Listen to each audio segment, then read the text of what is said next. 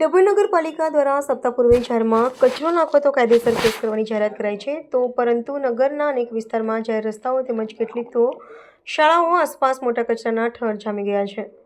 તેને સાફ કરવાની તસ્દી ક્યારે લેવાશે? સ્વચ્છ ભારત મિશન અંતર્ગત ડભોઈ સ્વચ્છ બનવાની માત્ર વાતો થઈ રહી હોય તેવા દ્રશ્યો સામે આવ્યા છે।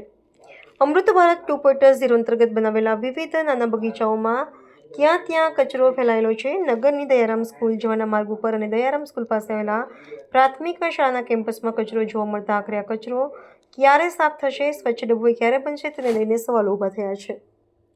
સ્વચ્છ ડભોઈ સ્વસ્થ ડભોઈની માત્ર વાતો કરતી ડભોઈ પાલિકા પોતાના પાલિકા હદમાં અને વિસ્તારોમાં થકવાયેલા કચરાની સફાઈ મુદ્દે ક્યારે જાગૃત થશે? પાલિકા પ્રશાસન દ્વારા નગરના વ્યક્તિઓ જ્યારે કચરો જાહેર રોડ ઉપર નાખતા પકડાય તો તેની સામે દંડ સહિત કાયદેસરની કાર્યવાહી કરવામાં આવે તેવી જાહેરાત કરાઈ છે।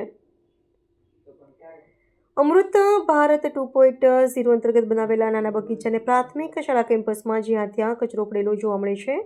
સ્વચ્છ ભારતના નામે માત્ર ફોટા પડાવવા માટે નગર સેવકો અને પાલિકા ટીમની નીકળી પડતી હોય છે પરંતુ સ્વચ્છતા ક્યારે થશે તે સવાલ ઊભા થઈ રહ્યા છે।